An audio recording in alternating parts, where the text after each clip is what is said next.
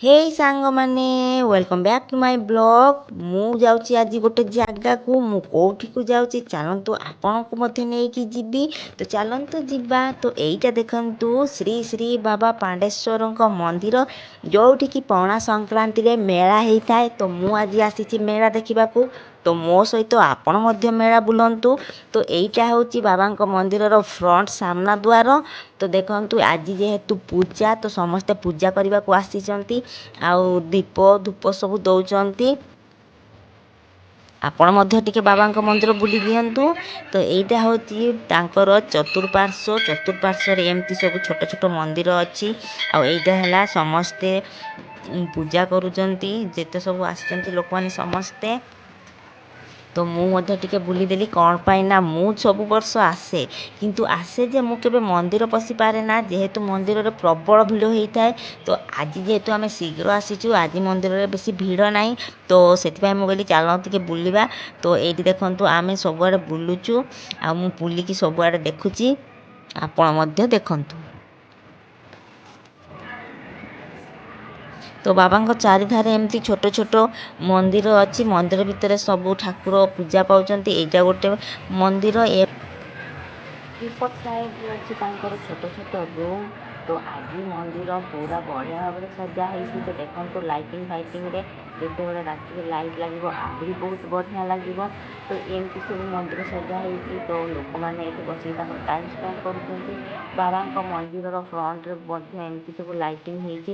ରାତିରେ ଏସବୁ ଯେତେବେଳେ ଜଳିବ ବହୁତ ସୁନ୍ଦର ଦେଖାଯିବ। ଦେଖନ୍ତୁ କେତେ ସୁନ୍ଦର ବର୍ତ୍ତମାନ ଦେଖାଯାଉଛି। ଲାଇଟ୍ ହେଲେ ଆହୁରି ବହୁତ ବଢ଼ିଆ ଦେଖାଯିବ। ତ ମୁଁ ଆସିଗଲି ଏଠି ଫଟୋ ନେବା ପାଇଁ। ତ ଏଠି ମୁଁ କିଛି ଫଟୋ ଉଠାଉଛି।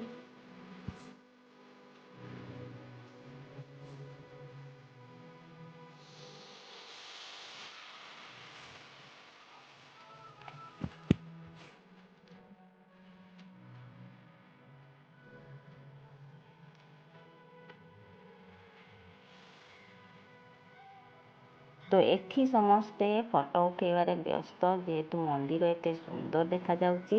କେହି କ'ଣ ପାଇଁ ନ ପାଇଁ ଫଟୋ ଉଠାଇବ। ତ ମୁଁ ମଧ୍ୟ ଆସିଗଲି। ତ ଏଠି ଆମେ ସ୍ୱାମୀ ସ୍ତ୍ରୀ ଟିକେ selfie ନେଇଗଲୁ।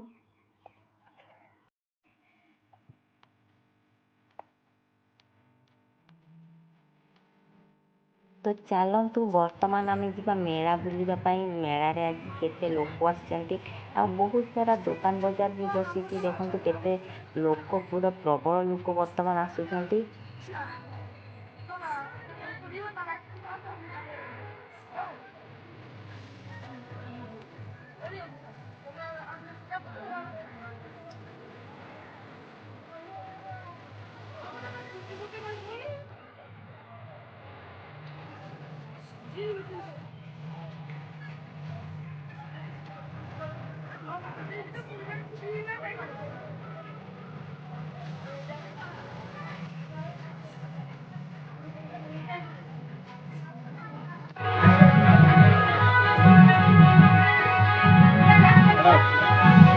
Por eso también, marcado.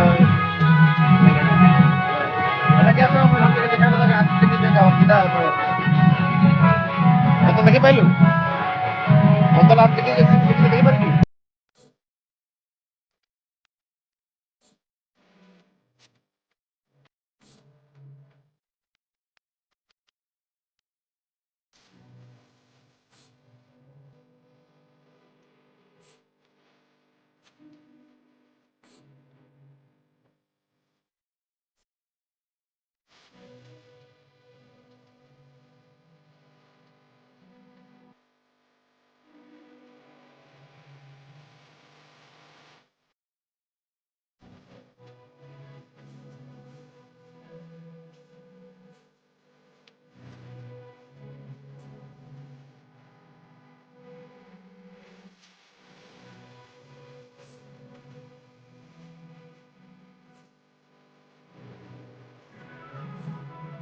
ତାପରେ ଆମେ ପଳେଇ ଆସିଲୁ ନଦୀ ସାଇଡ଼କୁ। ତ ଏଇଟା ହେଲା ସୁବର୍ଣ୍ଣରେଖା ନଦୀ।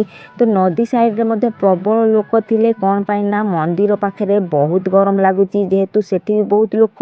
ତ ଏଠିକୁ ଆସିଲେ ଏଠି ବଢ଼ିଆ ଲାଗୁଥିଲା। କ'ଣ ପାଇଁ ନା ଏଠି ପୁରା ଥଣ୍ଡା ଥଣ୍ଡା ଲାଗୁଥିଲା, ଯେହେତୁ ପାଣି ପାଖରେ ନା। ତ ସେଥିପାଇଁ ତ ଦେଖନ୍ତୁ ଏଠି ସୂର୍ଯ୍ୟ ଅସ୍ତ ହେବାକୁ ଲାଗିଲେଣି, ଆଉ ଆମେ ଏଠି ଠିଆ ହେଇ କିଛି ସମୟ ଉପଭୋଗ କରୁଥିଲୁ।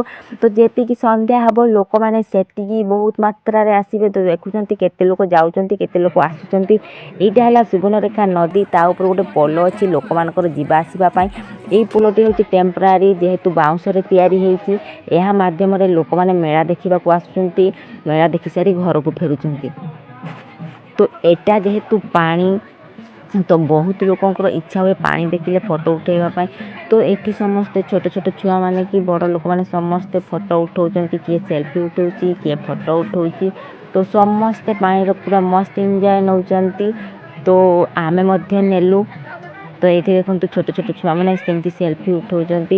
ସେମାନେ ସେଲ୍ଫି ଉଠାଇବାରେ ପୁରା ବ୍ୟସ୍ତ। ବଡ଼ ଲୋକମାନେ ତାଙ୍କର ମଜା ନେଉଛନ୍ତି। ଦେଖନ୍ତୁ ବାଲି ଉପରେ କେତେ ସୁନ୍ଦର ଲୋକମାନେ ବସୁଛନ୍ତି, ଯେହେତୁ ଏଠି ବହୁତ ଥଣ୍ଡା ଲାଗେ, ବହୁତ ବଢ଼ିଆ ଲାଗେ। ତ ଏଠି ହଜବେଣ୍ଡ ମୋର ଟିକେ କହିଲେ ଫଟୋ ଉଠାଅ ଯାଅ, ତ ମୁଁ ତାଙ୍କର କିଛି ଟିକେ ସେଲ୍ଫି ଉଠାଇ ଦେଉଛି।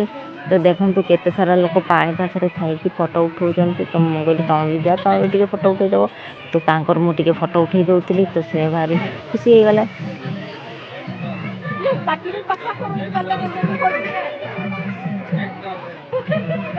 ଦେଖନ୍ତୁ କେତେ ମାତ୍ରାରେ ଲୋକମାନେ ଯିବା ଆସିବା କରୁଛନ୍ତି ସେଇ ପୋଲରେ।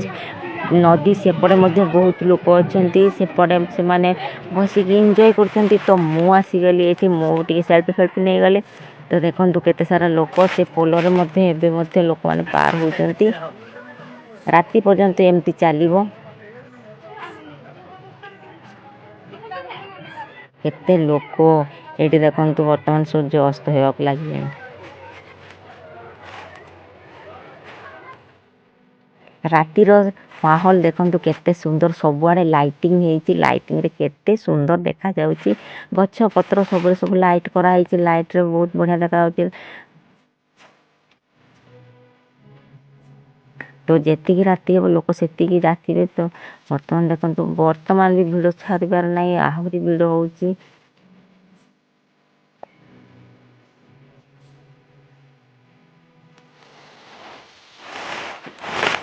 ତ ଦେଖନ୍ତୁ ମନ୍ଦିରଟି ଲାଇଟିଂରେ କେତେ ସୁନ୍ଦର ଦେଖାଯାଉଛି।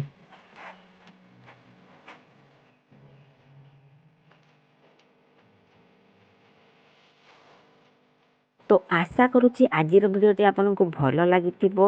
ତ ମୋ ସହିତ ଆପଣଙ୍କୁ ମେଳା ବୁଲିକି କେମିତି ଲାଗିଲା ନିଶ୍ଚୟ କମେଣ୍ଟ କରିକି ଜଣାଇବେ। ତ ଏତିକିରେ ରହିଲି, ନମସ୍କାର, ଜୟ ଜଗନ୍ନାଥ।